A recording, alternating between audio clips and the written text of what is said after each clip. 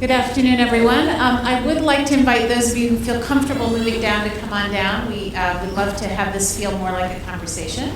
I'm Pam Tadji. I'm the director of the Center for the Arts here at Wesleyan, and we're delighted to have the work of R Luke Dubois in the Zilka Gallery. We opened on September 16th.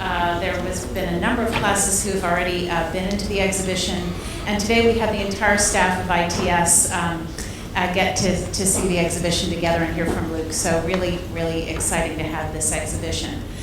For the first time, we invited an artist to propose to us. We sort of feel like Luke's interests are so far-reaching. We said, are there people that you would like to have a conversation with, that we could sort of be a fly on the wall and hear you talk about these ideas with? And so he came up with 3 ideas. One is Sara, who you'll meet shortly. The second is the violinist Todd Reynolds, who's been a longtime collaborator of Luke's.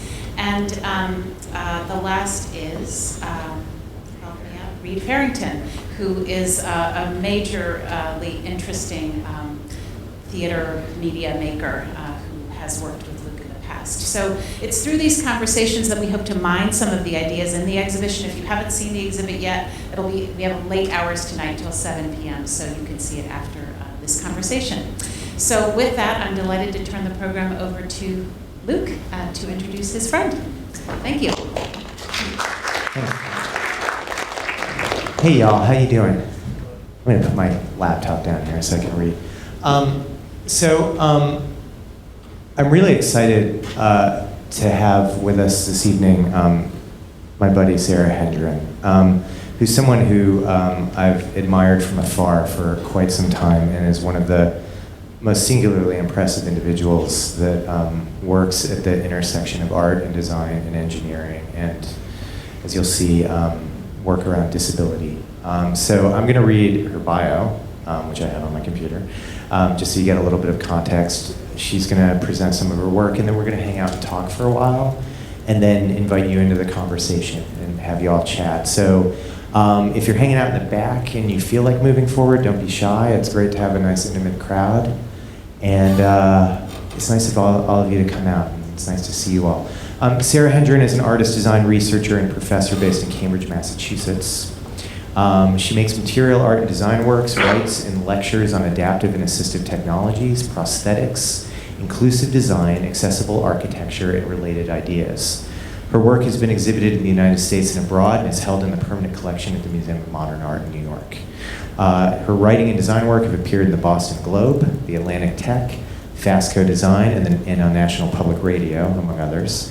She teaches socially engaged design practices, adaptive and assistive technology design, and disability studies for engineers in training in her role as assistant professor at Olin College.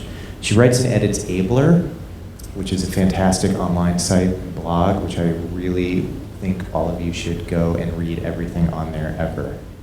So anyway, so please join me in welcoming Sara Hendren.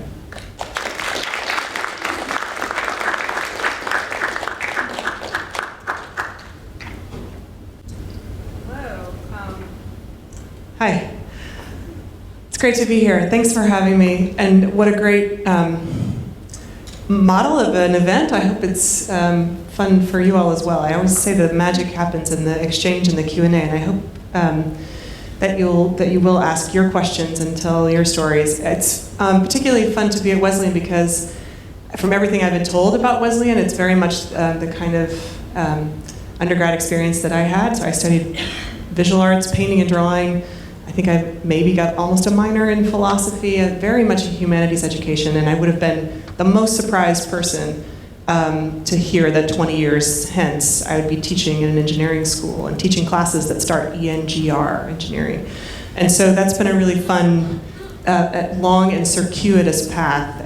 Certainly not what I set out to do. So I'm always telling undergraduates, your major is one thing when you're here, but your life and what happens to you is quite another. So I'll tell a little bit about some work that I do with students at Olin. First I'll tell you a little bit about just a kind of point of view that I tried to that I make an argument for in my work, that a point of view about prosthetics and assistive technology and what they tell us about disability and human ability. I'll tell you about some work that I do with students and a couple of ongoing design projects that I do. Tonight, I think probably Luke and I both will use the word design to sometimes signal work that lives somewhere between art and engineering, and all the blurry ways that that's true and all the useful and productive ways that that's true. So again, it's kind of one of the subjects of the evening. So I teach, again, at Olin, which is only 12 years old. A lot of people have never heard of it. We have 350 students total. We're outside of Boston. All our students get engineering degrees. And it was started to try to rectify some things that are problematic in the discipline. Not least, we are 50-50 men and women, where we sort of trying to diversify the field in genuine ways that way. And to return kind of engineering to its applied, prototyping, hands-on, collaborative spirit. And so I could talk a lot about that, but this is my second year there. And I teach a design course there called Investigating Normal, Adaptive and Assistive Technologies, and it proceeds from the same ethos that my website, Abler, does. And again, this is a technology blog that's about assistive and adaptive technology, but probably not in the way that you might think. So it's about investigating normal, the idea of normalcy, cultural ideas about normalcy, and so on.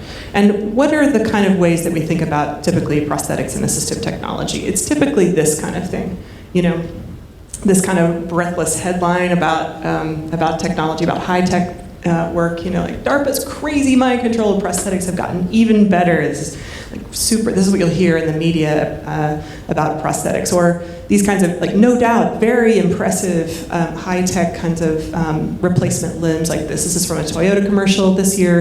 And so this woman on these high-tech limbs is being compared to this fast car, and it plays into a kind of cultural fantasy about cyborg self and the future of the body and so on. And this is how we consume disability, and that's how we tell stories about prosthetics. It is bodies being saved by technology and returned to an idea of normalcy. And again, I teach in engineering school, I teach design.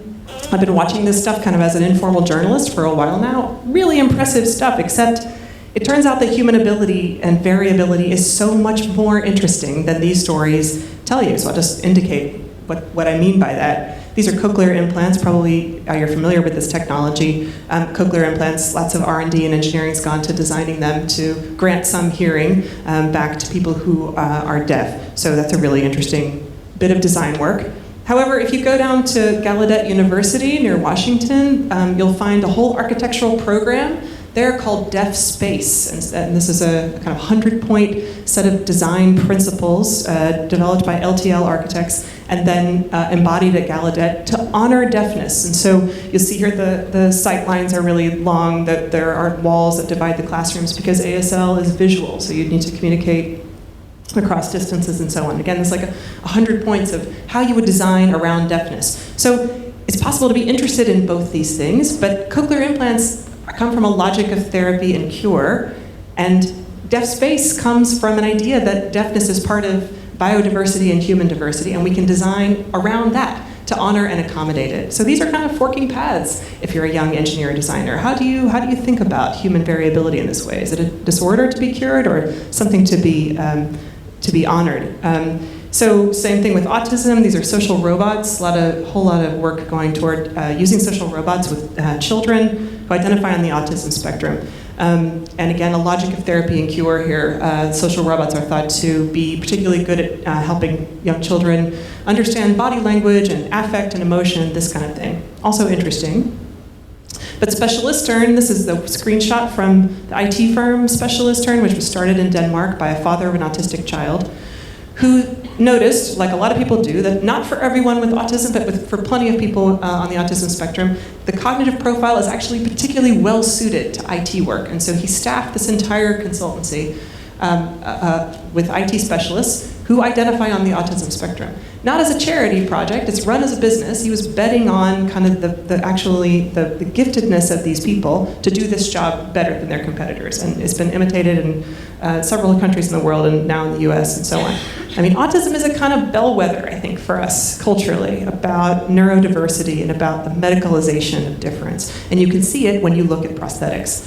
So I'm interested in these kinds of high-tech things, but I try on my website and in sort of pointing students to work around the world, what counts as prosthetics and assistive tech, to show them things like this, the Jaipur Foot Organization. It started in Jaipur, India, which makes and gives away for free recycled rubber lower leg replacement limbs. So like a lot of times if you go to a dinner party and people want to talk about prosthetics, it's like this kind of thing, but like how would you compete with the impact of an organization that gives away for free at scale these kinds of low-tech devices that make people's lives just operable in a daily kind of way. This man in Germany, Raoul Krauthausen, has designed some 3D printed ramps. You can see it there in the lower left-hand corner that he can carry and dangle on his chair. I think this is a really interesting space to watch in the 3D printing world. Not something that you hear a lot about, but that's a really interesting kind of space to think about. Aging is a really interesting area for many cultures in the world as the population gets older, and I think in the main, I think we tend to make pharmacological, medicalized interventions into trying to accommodate or treat aging, but this is a program in Singapore called the Green Man Plus. And if you are an older adult citizen or someone with disabilities, you carry this card. You can see it will buy you up to 13 seconds extra time in a crosswalk. So like it's a sort of beautiful urban acupuncture, where you just intervene in the system that's already there and you make it a little more friendly to various kinds of bodies. Love that. This is a whole set of bus stops in Germany that nursing homes that have patients with dementia have started to use, and this is all over Germany now and other parts of Europe. These are fake bus stops, or bus stops to nowhere, because people found that people with dementia can easily wander out of the building, but if they see a familiar architectural landmark like this, they're likely to stop and think, oh, I must be on my way to work, or I must be on my way home, and they'll sit and pause here at the bench, and then they'll be findable that much faster. Do you follow? You don't have to then engage the police and so on to find people. I mean, this is so interesting. We think of prosthetics and assistive tech as existing at product scale, but really if we start to think in a much more robust way, we get to many more interesting kinds of designing for the human body. I'm also interested, though, in stuff that's even further afield. You wouldn't think of as a prosthetic. This is the taste map of the London Tube. The head of the UK Synesthesia Society experiences all the London Tube stops as distinct tastes, and he remapped the whole thing. And this made a lot of rounds in the press. People were really fascinated by this, right? Because it just shows us how the huge gap between the sensory organization living inside any one of our bodies and that of other people. How do we understand this person? Is this man disabled? And so on. I also, though, really like to think about expressive kinds of artworks that also could be thought of as the prosthetic. They're not born in disability, but they tell us something, I think, really interesting about the human person. This is Lauren McCarthy's project called the ConversaCube, and it's a tabletop product with screens on 4 sides that will prompt you with commands to survive an awkward lull in a conversation. So it will tell you things like chime in, reveal, admit, ways to stitch together your conversation and become transparent to one another. This is it's an art project, it's not meant for manufacture and so on, but she displays it at a gallery like this, never another uncomfortable conversation with ConversaCube. Again, not born in any conversation with prosthetics as medical technologies, but tells us something about many ways in which we find ourselves able, and we find ourselves rather less able to do some basic things like connect with one another when we want to. And I like to mix those things online, and I like to show students that the entirety of the human family is deploying devices all the time, and in need of devices all the time that externalize hidden dynamics and needs that we know about and needs that we don't talk about so much. Or the Spike Away. This is a wearable to claim your space on public transportation. Again, just like a provocation, but I think this is like a beautifully pointed externalization of the sublimated hostility on the subway. And perhaps most importantly, then I write about and I talk to students about figures like this. This is Audrey Lorde, who died in the last 5 years, I think, who wrote many books profoundly on race and gender and so on. And she also wrote a book called The Cancer Journals, which is about surviving breast cancer and a mastectomy on one side. And Laura tells the story of waking up in after the operation and having an appointment at the doctor's office. And she goes without wearing the prosthesis, the kind of low-tech prosthetic part that was made for her, because she's feeling like the sun is shining and she's alive and she's happy and she's in this newly asymmetrical body. And she kind of, as an inside joke to herself, she wears one earring that day. And so she goes to the doctor's office and the nurse says to her, well, why aren't you wearing the prosthesis that we gave you? And she says, well, I didn't think I needed it. I'm good, I'm happy. And the nurse says, you really should wear it. You'll be happier and we'll be happier. It's kind of bad morale for the office if you don't.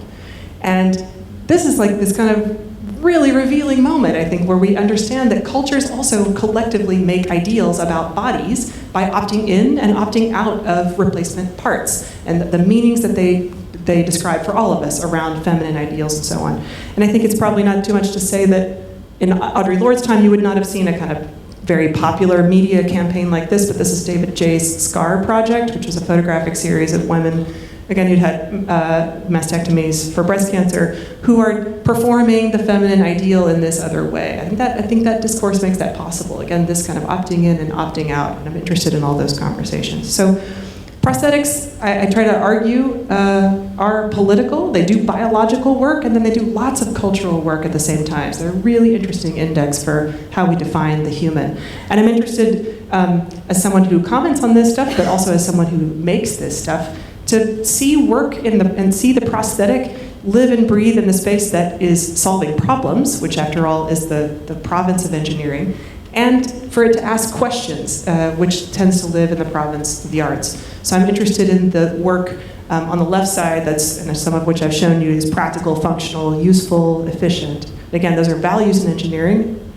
But some of that work can also be performative, frictionful, deploy poetics and uncertainty to help us do the work that the humanities historically have always done, and that is to help us question what our values are, to point out kinds of hidden dynamics that we don't talk about, to try to account for and describe the paradox that it is to be alive in one's body.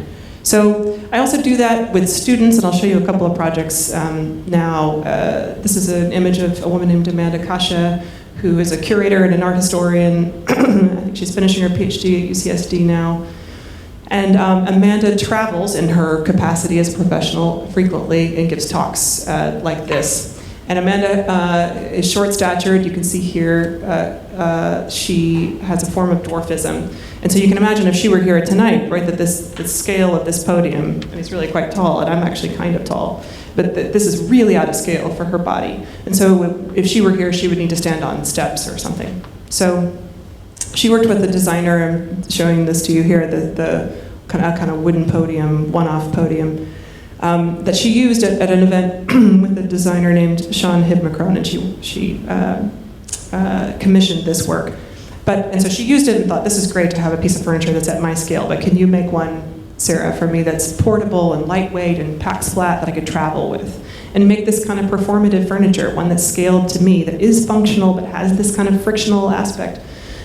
So I did a cardboard kind of mock-up, and then students in my class made this version, which is made of carbon fiber. And carbon fiber is this super high-tech material that's usually for aerospace and automotive applications, and so we love that it's got this kind of angular, high-performance look, but it's a podium for short stature, and so that it does this, it has a question kind of packed into it. It does this very functional work and some frictional work, too.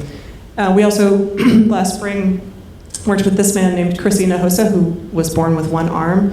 And Chris, there were lots of prosthetic arms made for him when he was a kid, but he never found them useful.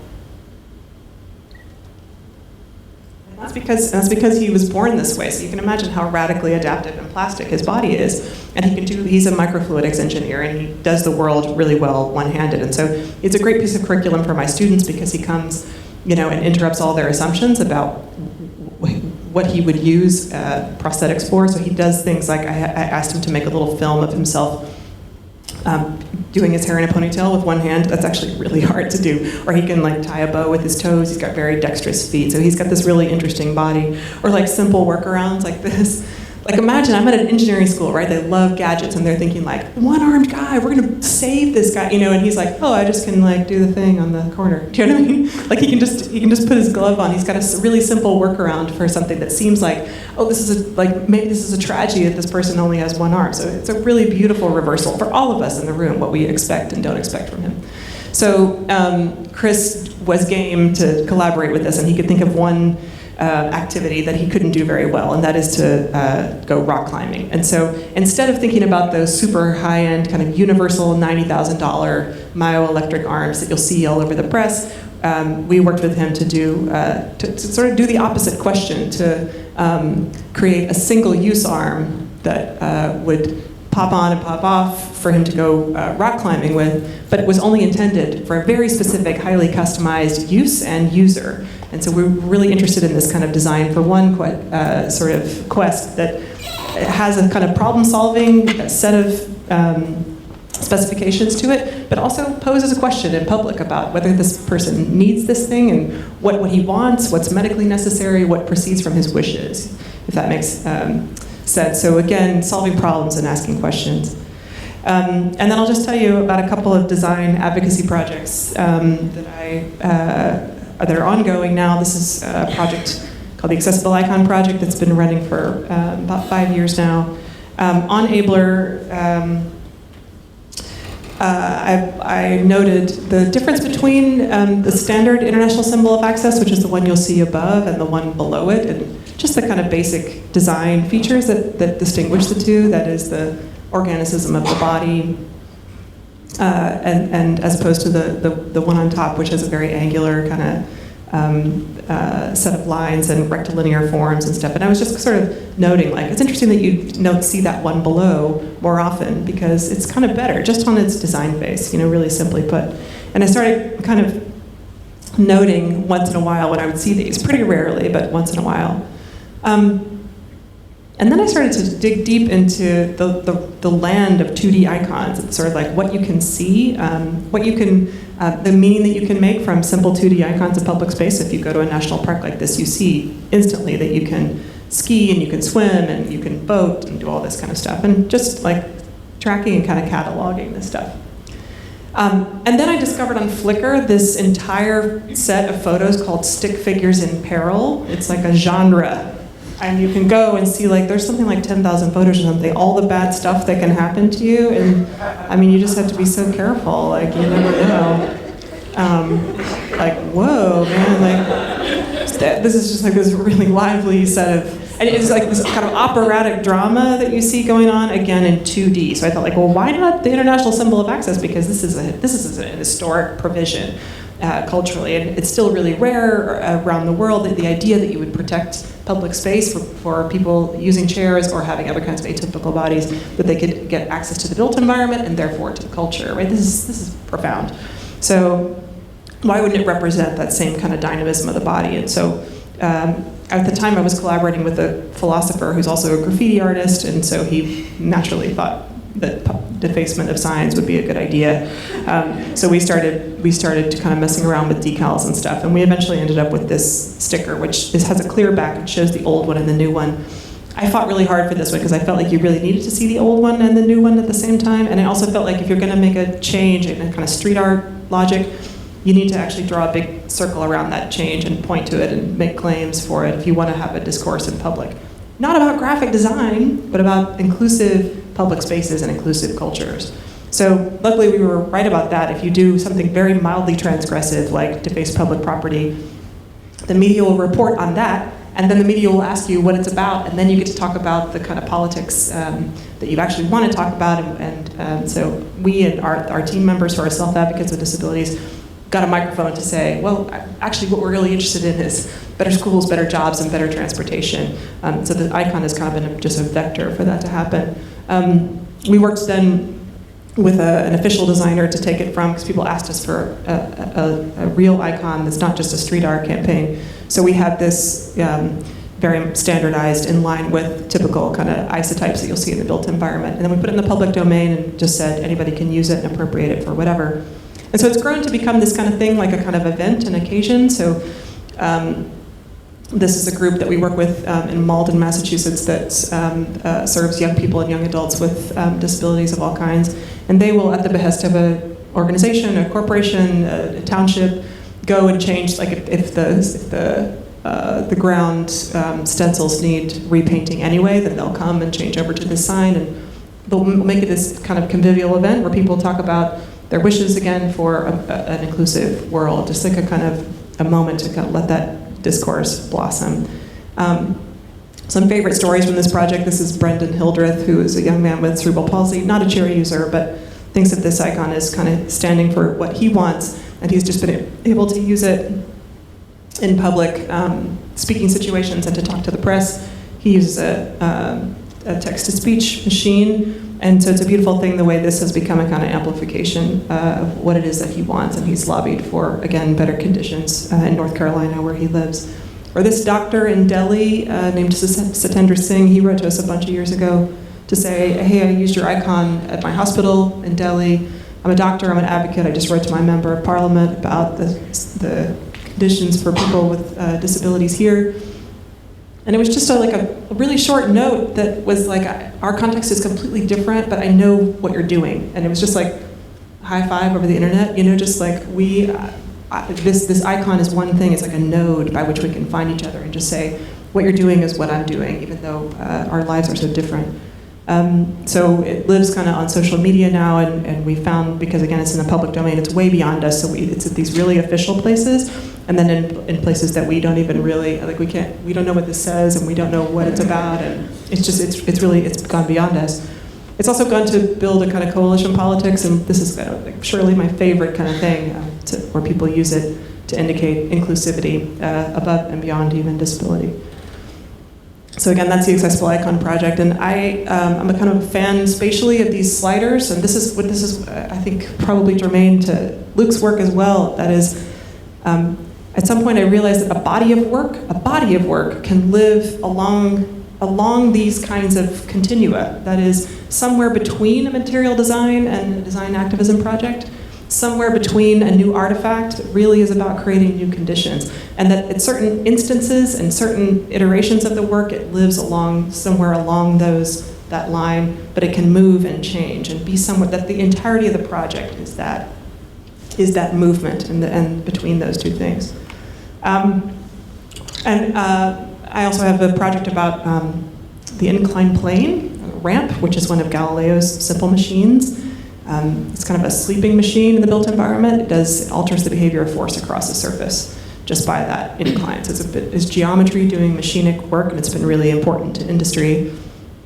I started thinking a lot about ramps and kind of dug into the history, and I found this utopian architectural practice, short-lived, this collaboration between Paul Virilio, the cultural theorist, and Claude Perrin, this French architect, in the late 1960s. And they founded Architecture Principe, which was totally obsessed with and organized around the inclined plane. They thought of it as a kind of critical architectural experience that would take down the excessively vertical and horizontal architectural landscape. And so they claimed that the acceleration, the resistance that you feel going up the ramp or the acceleration going down is this new phenomenon in your body, a new relationship to gravity. They called it an eroticization of the ground. And so they thought that this was a kind of way to experience the sort of final frontier of architecture, to kind of get it beyond its horizontal and vertical. And I fell in love with this mystical graphic claiming that where the horizontal and the vertical get you mere addition, that the function of the oblique, right, the kind of on the incline, is multiplication, full stop. So I thought, well, this is a beautiful, beautiful idea. And I worked with a fabricator to design this little family of ramps. They're about 3 foot square. They've got casters and a big piano hinge, kind of over-engineered to take a lot of weight. And they stack and they nest. You can see they've got little depressed holes there so that they can nest together. And I try to make a kind of interesting geometry in the built environment and make them portable as well. And they're designed kind of with two sets of users in mind. One is skateboarders, who are, of course, seeking ramped elevations in the built environment all the time as a kind of radical play. They are interrupting the economically rationalized city by refusing to accept what you use a wall for, or what you use a curb for, this kind of thing. Any skaters in the room? It's like an unbelievably athletic kind of play in built space. And so these are kind of, these have these little secret signals. This is like this metal angle stock, which can be used to grind across. So you can use it for ramped elevations that, again, that stack and are kind of modular. And with these leveling feet and casters to kind of vary the height and to get in and out of space. I mean, I don't know about Middletown, but like in Cambridge, where I live, the skateboarding has a kind of flat, edict about it being illegal. So it's tolerated, but at any point, you can be kicked out of where you are. So here's that grinding across. So skateboarders is one set of users. And then the ramps also address this a gray area in the architectural code for the Americans with Disabilities Act, and that is the phenomenon of the single-step entrance. And this is all over Boston and New York and Toronto, Philadelphia. Here's just the preponderance of this typology in a place like Cambridge. And what happens is, if you're like a mom and pop shop and you own, a little entity like this, and you've got one step, you're grandfathered in, it's thought to be onerous and expensive for you to overhaul your step and create a ramp there, unless you're doing a whole bunch of other renovations at the same time. So it's like one step. And often the provision of a ramp tends to be complaint-driven and idiosyncratic. Talking to my friends who use chairs about this. And so I thought this is such an easy thing to kind of solve, and it's under-designed for. So these are also meant to do that same work to meet these needs, again, with the leveling feet, so you can deal with just particularities of the curbs, but they are over-engineered to take an adult in a heavy chair. What I'm really interested in here is a profound kind of uncertainty about who's using which kind of elevations for what in public space, and seeing a really weird Venn diagram between two kinds of wheeled mobile gear that never are talked about in the same kind of way, right? We talk about skateboarding as legibly athletic and kind of transgressive, and playful work in public space, and we talk about wheelchair use as a medical tragedy, basically.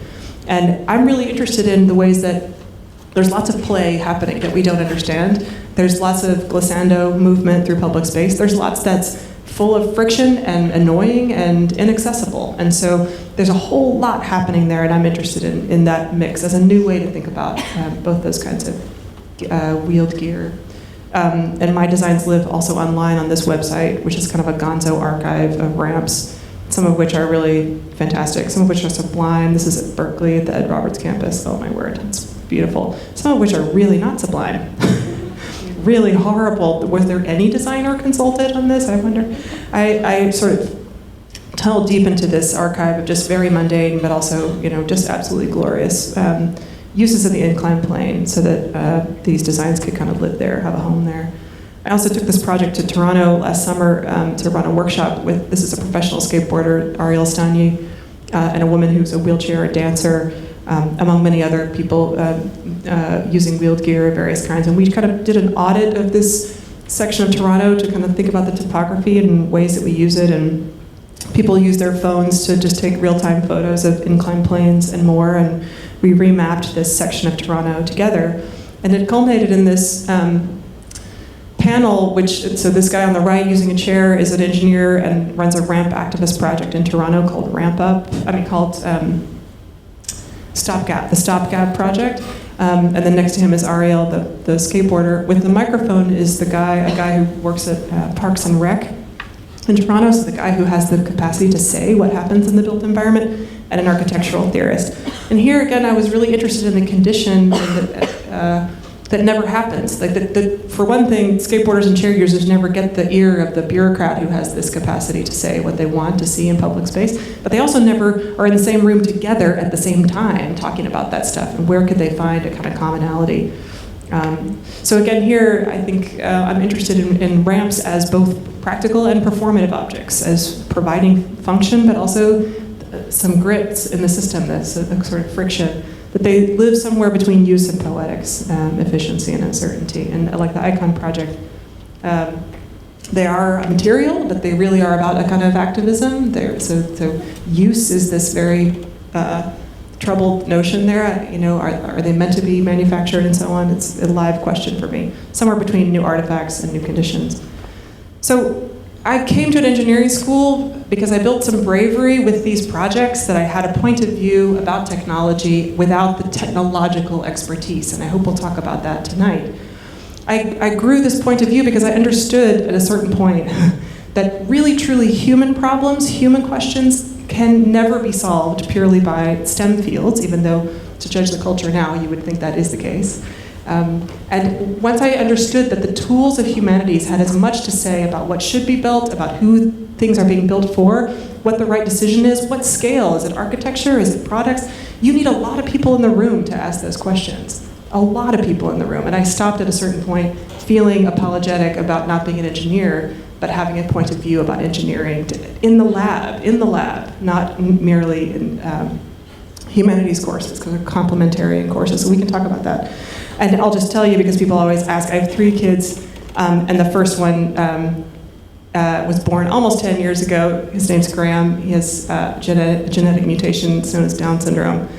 Here he's learning to walk with a with a walking device, not a medical tragedy.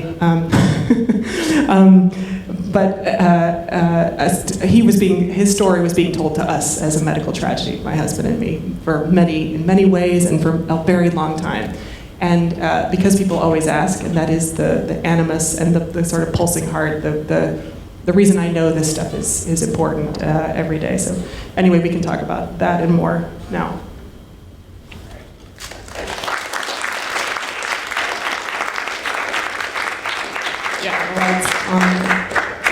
Let's hang out over here. Okay. No ferns, but this is it's supposed to be kind of a fern between two ferns. Like a little bit of milk. Okay. And I've got enough water for a small army. Okay, it's you're thirsty. Doing a whole feng shui thing here. Yeah, right on. So. Are you sure you don't want to come down closer? We can see the whites of your eyes. I know. I'm shy. It's okay. It's okay. I have a couple questions, or some things to start about. Do you call yourself an activist? Sometimes. Sometimes. Yeah, Or an advocate? Yeah, that I definitely use, and I think it really depends on. And I think I'd ask the question right back to you. I use artist sometimes. That often is not helpful. I use designer sometimes. I use design researcher sometimes. I use advocate sometimes. I use activist sometimes. And I pick those, in a very pointed way, depending on who I'm talking to. Do you? You call yourself an engineer? Yes. Oh, hell no. But do you? I say I play one on television. I say I play it. Sometimes I call myself an engineer. I'm very careful to avoid the term computer scientist. Because I call myself a software engineer, which is the children of a lesser god equivalent of a computer scientist. But I don't know those nuances. That's actually really interesting. Yeah, I usually tell people I'm a musician, which I think is because that's what I was originally, and I think that makes people pretty comfortable because everybody likes a musician, right? But don't you find that? I mean, you're a tenured professor at a prestigious university too, so. Do you know what I mean? But before you were that, right? I find that people go oh, artists, that's nice. They make niciness, right? Right. They help enrich our lives, but if we really have a hard problem to solve, don't ask the artist at the table. And that's one of the things I think is interesting because your ramps, right? So we did a whole project at Poly, at my day job. I teach at NYU's engineering school about we call it the fuck off step. Yeah, right. Totally. That's what my friends call it too. Fuck off step. Yeah. Right. The single step. The single step. We did an entire. We had 20 kids trying to nice. figure out some hack thing. And your thing is engineered to the gills. Yeah. It's great. You could quite possibly make some money if you wanted to. It's a thing. And people have said to me well, when are you going to roll it out, kind of thing, right? And this I do think is it's a little bit. I mean, it's a live tension in the work. I feel like my role is more a cultural one, to try to get people to think differently about this? Because am I really going to stop what I'm doing and spend 2 years in manufacturing? Do you know what I mean? Yeah. Like my skill set really isn't there. Right. But did you want to continue from that? No. Oh. No, I was just curious, you know. Because I do feel like in some world, that's one spoke of that project, you know, or like, should I partner with somebody who wants to be a fabricator for that thing? Because like, what am I really going to say? You know, when people say, well, I mean, you can buy temporary wheelchair ramps on the market. It's more like, I mean, one of my dreams for that project is that like a whole neighborhood adopts them, and they look maybe not like this, but they all look alike. Luke has sort of done this in Toronto, where the look of them is such that there's this kind of recognition and repetition of ramps, but it's about a signal from the neighborhood that they're trying to just be inclusive, right? Everybody can solve this in a really like minimum viable way. That's another engineering thing. We're working on a coffee table book. About engineering metaphors. Engineering metaphors. Yeah. Coming soon.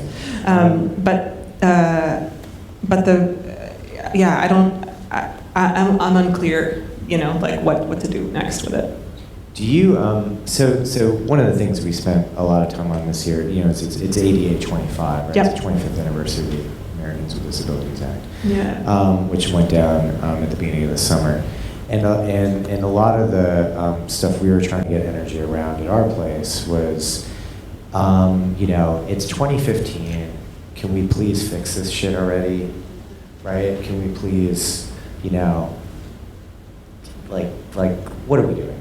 Like why is there so much work left to be done? Why is there so much acceptance left to happen? All this kind of stuff. And one of the things that I always thought was interesting about the way you talk about everything, and the way you talk about your engagement, and your advocacy, and your intersection of engineering and creative practice is that, you know, you take it for granted, or you have the rhetoric of like, you know, this can all be fixed. You have a very positive anachronistically positive attitude about this stuff.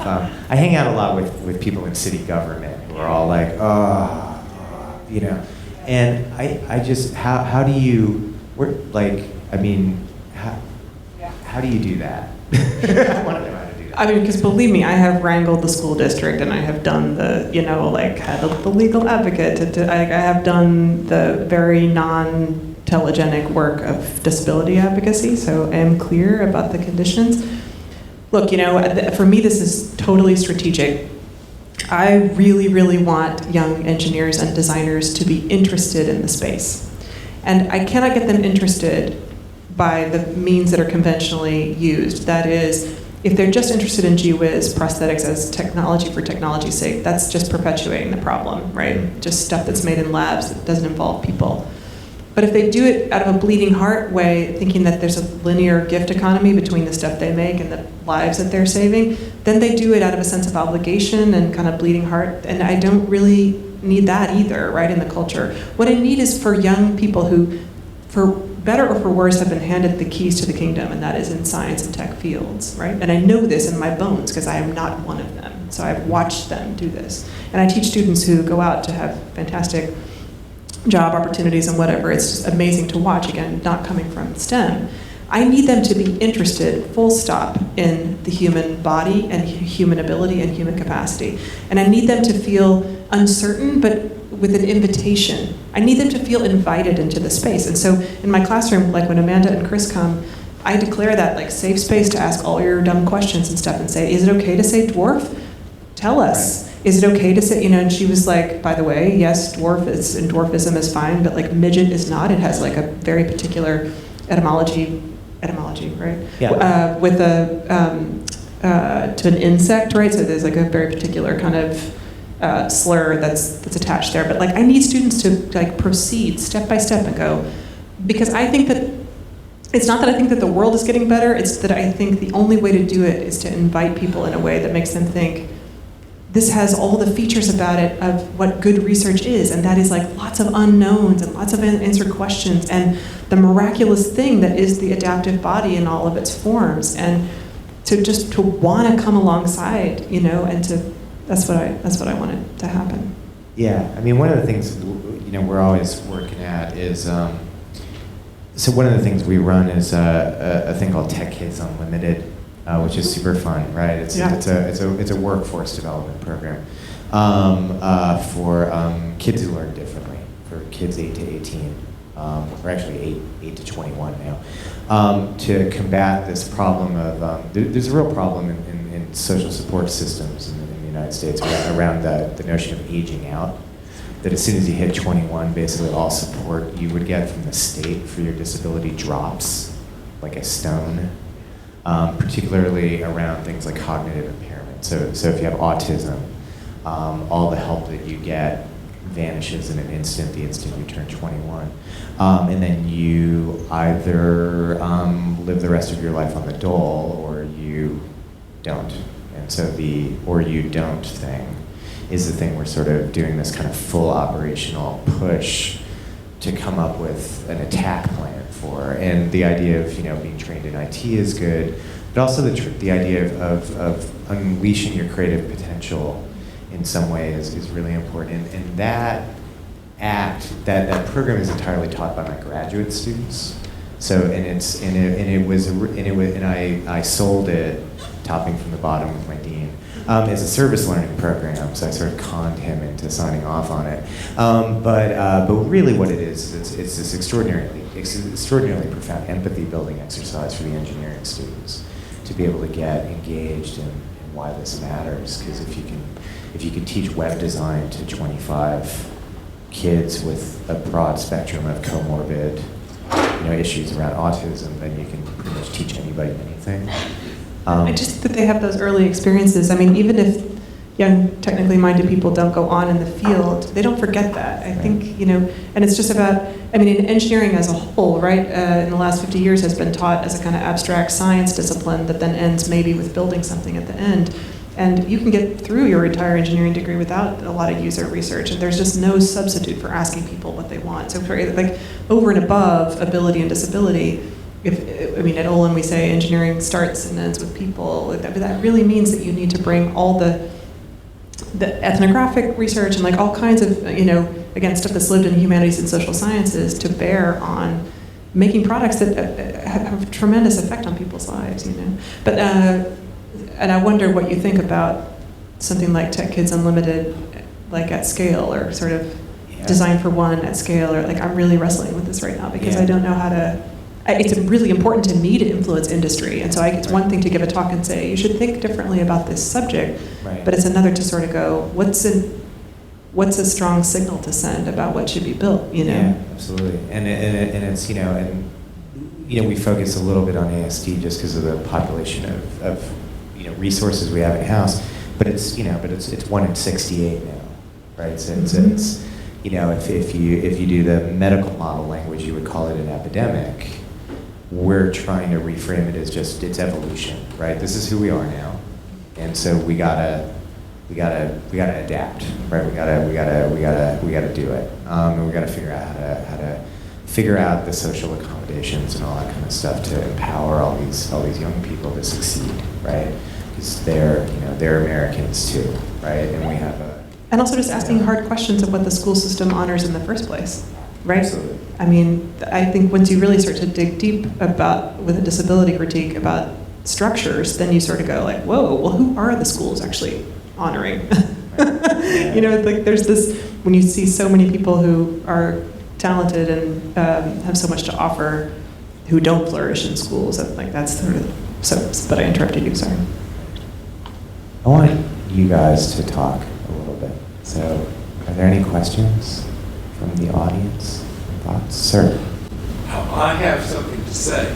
Absolutely. I've been at Wesleyan for 41 years, but before that, I was at the University of Illinois. First as a graduate student and then as a faculty member. And I'm sure both of you know this, but I'm not sure how many people know this. The University of Illinois has been an extraordinary pioneer in accessibility. And I was in the School of Music, and another music major, who was an undergraduate, was named Van Dropko. And he was the captain of the Illinois wheelchair basketball team. Oh, very cool. And we also had in the School of Music was very good for wheelchair students. we had also the captain of the women's wheelchair basketball team. Now, the notion of a wheelchair basketball team at Wesleyan is beyond the pale. I have been here 41 years. I know that there have been a handful, and I mean literally, a handful of blind students. I cannot remember ever seeing a single wheelchair student. There may be them, in other parts of the campus, but I know that they're not within my ken. So I thought this was astonishing. I still think it's astonishing. I love the school. It has many wonderful things about it. We have exhibits by people like Luke Dubois. It's really great. But we don't have anything for inaccessible students. Now, I know students with accessibility problems. I have a student, I have a friend of the community who is a student at the University of New Haven. Now, this young man is trilingual in English, Spanish, and Polish. He wants a career as an international diplomat or in IT or something like that. He's extremely smart, but he is in a wheelchair. He has trouble going to anything on this campus, but he does from time to time, just so that it can be done. I just think this is a tremendous problem that we have on this campus. And I really am delighted with this presentation. I mean, that graphic there, people have to understand. I mean, you should meet, disabled vets who are on wheelchair rugby teams. They are living a very, very satisfying life, and they're very capable people. I wanted to cheer for the guy who had his single-use prosthetic, so he could be a rock climber. I heard a talk at the University. Excuse me if I just go a little bit more. I heard a talk at the University of Illinois. There was a man who was French, and he had been working in Africa on relief, and he did dynamite fishing, which was illegal. And he did dynamite fishing, and he made a mistake, and he blew off one of his hands. Sure. And as a result of that, he said, I can now do things that you cannot do, because I have had to rethink my life, and I am now a one-handed person, and I can do everything that you can do with two hands with one. I mean, we need to see people like that around here. I think, and one way to do it is get them in school here. Sure, yeah. It's also, you can recruit faculty, right? Well, that's another thing. The head of IT at the University of Illinois was in a wheelchair. Yeah. Yeah. I mean, I think, in higher ed, we're reasonably sure that, the diversity of the faculty, will echo the diversity of the student body, Mm-hmm. right? That's one easy fix. But also, if you have an initiative for greater accessibility on your campus, right? Energizing students around that issue is a phenomenal topic, right? That's like a great topic to just throw a ton of resources at, a ton of people at. We've done it at NYU, which is hard. We're in an urban setting, so we don't really have a campus. We have a bunch of real estate that is kind of ish in the same zip code, right? So we've done a bunch of pushes around that. We have a university access center. The thing I run is called the Ability Lab. We have these kind of institutions that try to do this kind of support. But it's also about you don't want to necessarily brag about your advocacy, but you can also use your advocacy as a recruiting tool or a way to get more people in the conversation. So Brown is really good at this. Brown sort of advertises themselves as the disabilities friendly Ivy, which is really interesting because the physical plant of Providence, Rhode Island is a shit show, right? It's like a mountain with a river in the middle of it with freaking whatever.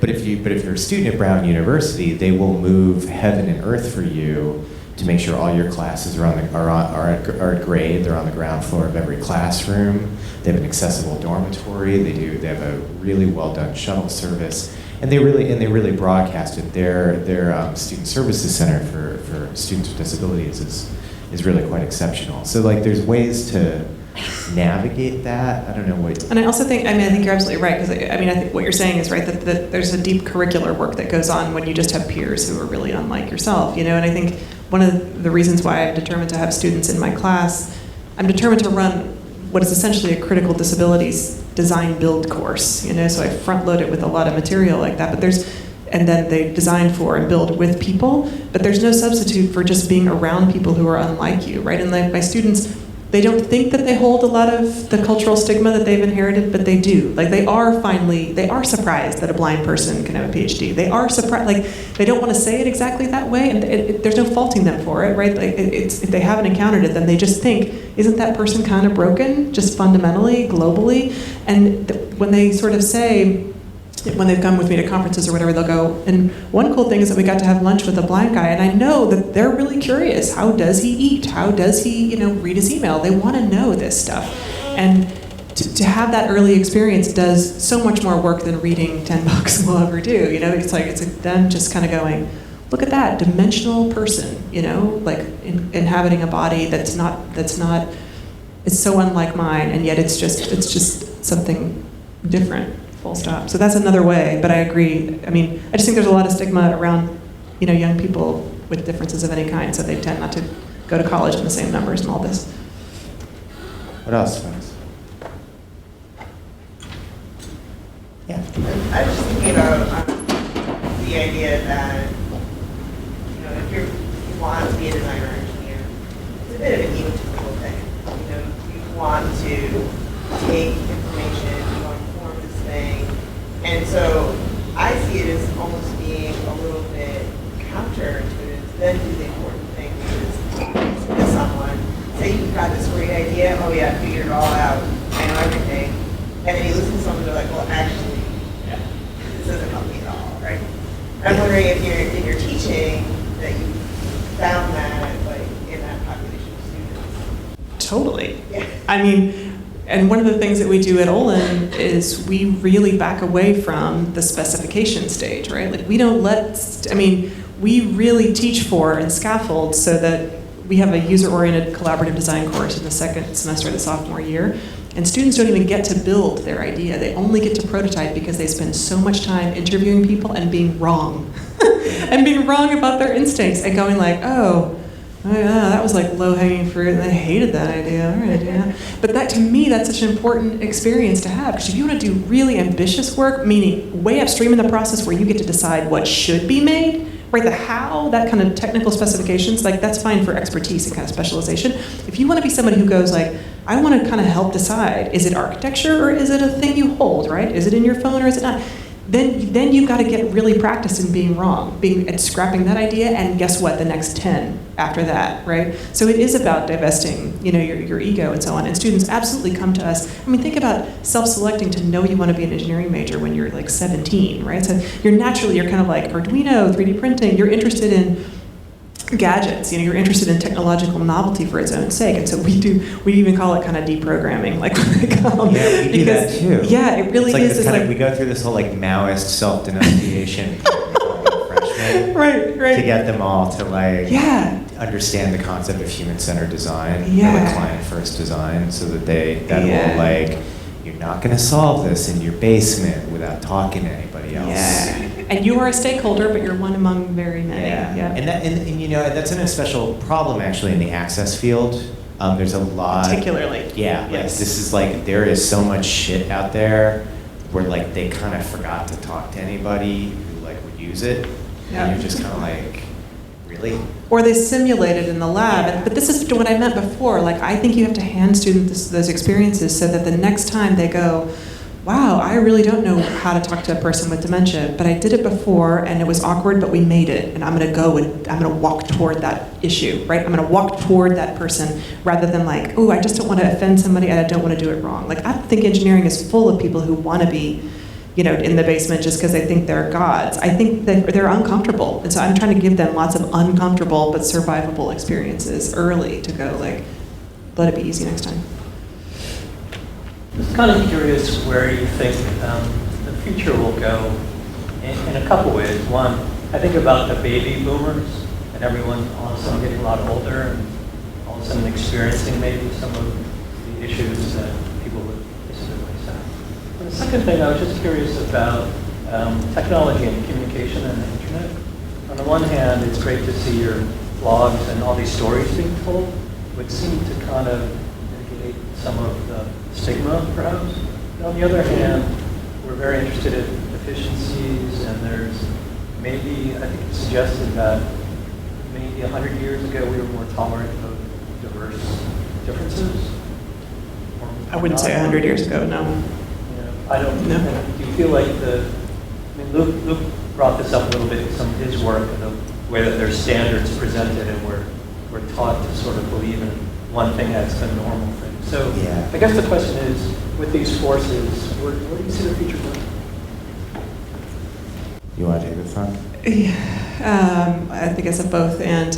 I mean, just to clarify historically, like as I understand it from disability studies scholars and stuff, what we're really kind of living in is the late era of statistics, right? Sort of sociology, 200 years of sociology that give us things like the bell curve, right? So we measure populations by population, and therefore we get averages and norms. And that prior to that kind of invention, historically, you had this kind of the gods are the ideal, everyone is sort of lesser than ideal. But it's complicated by culture and so on. But I do think we're in that 200-year stage of sociologically managed populations. That's how you get percentiles and averages and norms and so on. So we live, I think, profoundly still under that logic.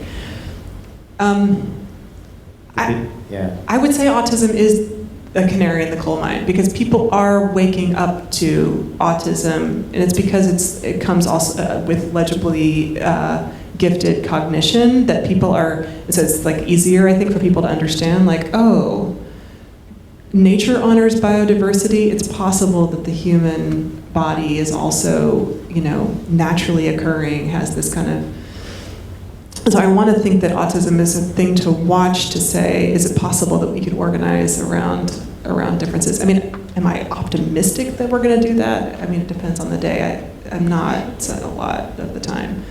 But you're asking, like, can telling these stories differently affect people at scale, right? That's what you're asking. I mean, this is what keeps me up at night. Like, it's really, people are surprised and delighted by these kinds of prosthetic interventions, like the rock climbing arm and stuff. But, I mean, I also talk to corporate, audiences too, and they are interested in platform scale change and, like, how would you show impact and all this kind of stuff. And I'm not sure what success will be, 5-10 years from now. And on the aging thing, I don't know if you want to take up that or. Yeah, I mean the aging thing. I mean the baby boom aging. It's every year after 65, flip a coin. Heads are disabled. That's how that works, right? So, so that'll change some things, right? If you have a politically engaged generation that remains politically engaged to look at the work to be done post ADA and whatever, there might be some interesting policy initiatives, that get come out of that, right? My father is he's a Korean War veteran. He has no kneecap. He's a disabled person. He has no kneecap in his left leg. He is very fluent on what the AARP does, what his congressman does. He votes with his feet, literally, on things like, affordances for veterans and how politicians actually act toward the disabled. He's hypersensitized to that whole thing, which is really great. And hopefully, if there are enough of him, things can change. Right? But the one thing that does happen that I think my art is about a little bit, that I think you might have been talking about, John, is like this whole thing about, the societal disruption of networking. And so the one caveat to 100 years ago, like if you think we are heartless bastards now, 100 years ago we were even worse. The caveat to that being disruptive things around family dynamics and large-scale migrations to cities and stuff like that has shifted some things. So the idea of multi-generational care being a value in the family unit is sort of decaying in the United States. I don't want to sound like I'm some kind of arch conservative here, but that is, like visibly decaying. So the idea that like, you live in your home with your parents and your grandparents, and when there's a minor kind of point of disabilities advocacy ingrained in that ethic, right, that has shifted a little bit now. And we also don't organize, like Singapore has the protected crosswalk, extensions. Like I just think that's there's so much to say about that, right, culturally, but there's so many more, there are cultures that have organized around aging, right, in a respectful way. Almost everybody feels like does it better than the United States does. In other words, I think there's a risk in all this of valorizing individual independence and autonomy and kind of the kind of atomized one person getting to do all this and organizing laws around that, where in so many cultures you have a systems organization around aging as natural part of the life cycle, right? So we are seeing, I think, more housing typologies and things that are age friendly. There's a phenomenon called visitability. It's like edits you can make to your house so that like one bathroom at least has the 42 wide door so you can get a chair in and out, or like a ramp so you can stay in your house and it's not 100% accessible, but it's accessible enough when your life changes. Like we are seeing, I think, some of that, and the dollars of the baby boomers behind that, but the individualism, right, that is like such a part of the fabric of American culture is kind of at odds with some of this stuff. So. I mean, you have to figure out a way to counter. So, like, one of the things I tell like our students is, you talk about civil religion, the American civil religion, valuing things like the frontier spirit. But then, your armor for that is you also talk about, the Great Seal, Redi Pluribus Unum, right, out of many one, right? Which, if you translate into Bruce Springsteenese, is basically nobody wins unless everybody wins, right? And so, like, you have to also like count that. Yeah. What else, folks? Aaron. Okay, that's fine. Sarah, thanks for coming down and hanging out. Oh my goodness, super fun. Right, Thank you for coming. Thank you all for coming.